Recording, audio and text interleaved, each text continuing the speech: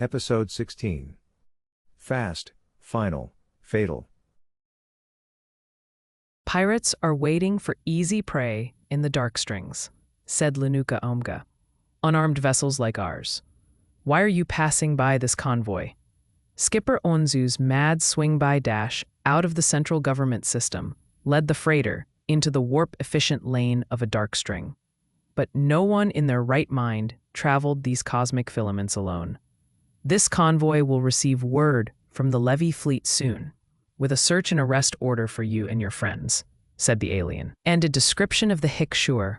We will warp once or twice, and then join a convoy for the long haul to your homeworld.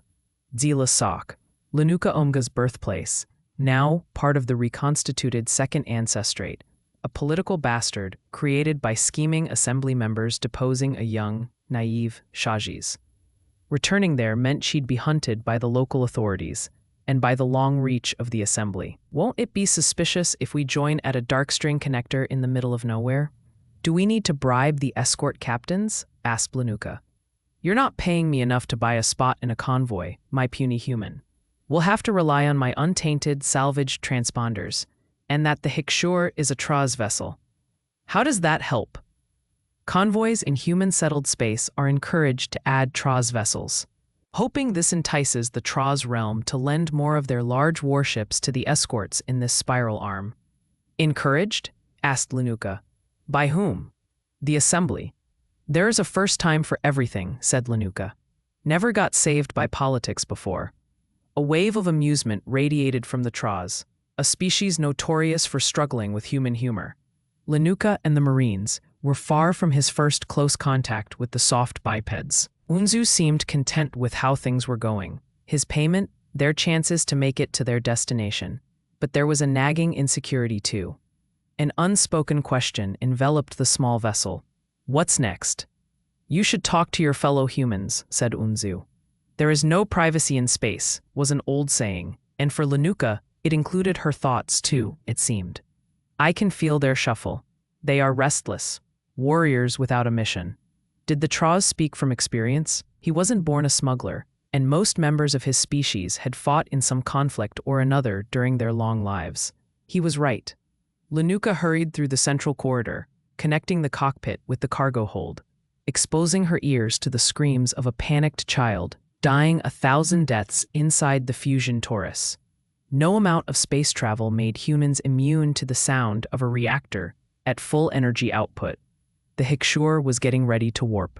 The main cargo storage lock fell shut behind her, cutting out most of the eerie noise. Chadzini's Marines dubbed the room the dustbin. Despite the unappealing name, they made their home in the spacious hold. Clouds of smelly dust created by Unzu's crazy maneuvering had settled, and the foldable animal cages had been scrubbed clean and converted into sets of basic furniture. Bunks, benches, tables. The dead had moved on to the freighter's cold storage, awaiting a more dignified vigil once they reached Zila Sok. The eyes of the living rested on Linuka. This group expected more than a mission briefing. They wanted a rousing speech, needed one. Defenders of the galaxy, said Linuka. I bow to you, said the Marines in unison, without skipping a cycle. Linuka chuckled. I see you've heard this before. Her mother's famous rallying speech to the people holding the defensive line against the Vamirmir, given only a shift before her death. When these words were first spoken, we believed the Dark Ones could be beaten by force, with modern weapons, strong ships, brave crews, and solid tactics. We learned in the hardest possible way that this was wrong. Our extra-galactic enemy required cunning infiltration, underhanded blows, and radical new thinking to be decimated. She looked around the dustbin. The Marines didn't add a sound to the faint screaming of the ship's reactor. And decimate them we did, but they are resilient Puigok. It was the Marines' turn to chuckle. Linuka knew they weren't strangers to cursing. But maybe they expected their Shajis to be a younger female version of the mystics they were familiar with. Dry, stoic men, interpreting the murals in a condescending way, making each faithful feel stupid. Their ability to procreate quickly and in immense numbers allowed them to bounce back within a few orbits and launch another assault on our galaxy. And once more after our recent victory, The Assembly wants us to believe the war is over. But I suspect there is a Boehmer breeding male left, a so-called Din.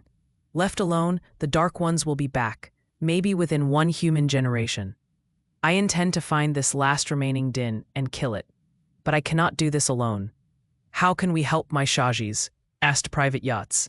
We're so few. My father, said Linuka, traveled to another galaxy to take on an alien hypertech civilization counting quadrillions. His team was not much larger than this.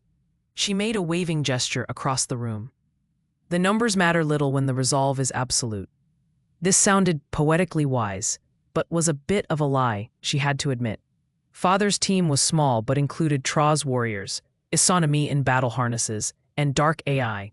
They also traveled on a Boehmer battlecruiser, not a small freighter. But the principle was still correct. Our small numbers will be our shield. The Dark Ones don't know we exist. For the Assembly, we're fugitives, expected to run, to hide. But you're Marines, and you will do neither. You shall confront your enemies, paint your own murals, strike fast, and make that blow final and fatal. What we will accomplish together, with the help of the ancestral spirit, is not simply your next mission, it's your purpose. The Marines rose to their feet, shaking their right fists at an unseen opponent. Fast, final, fatal. Linuka didn't expect this unified response, but smiled at the cheering men and women. Some hugged, some pushed each other in jest. No one but Cha Dazini approached Linuka. She was still the untouchable Shajas, but felt she had lowered the unseen barrier of tradition. At least a little. Great speech, my Shajas, said Cha. Just what they needed. I appreciate you using the motto of the Marines. I did? The words had come to her, rung true, felt right, but she had never heard them before. I agree with your assessment, Shajas. No one expects us to go to Zila Sok so soon. We will have surprise on our side, but it won't last long. We need equipment, weapons. Linuka nodded. Yes, please think of everyone at home who could help us. Our illustrious skipper might also have some connections who are less official. But first and foremost, we will need information. Cha Dazini's forehead wrinkled. The location of the last Din? I know an expert for all things Boehmer. I'm certain he can help us. He is my former tutor. His shoulders relaxed. I had feared this part would be harder, my Shajas. Sounds like at least this man is a friend. No, said Linuka. He's not a man.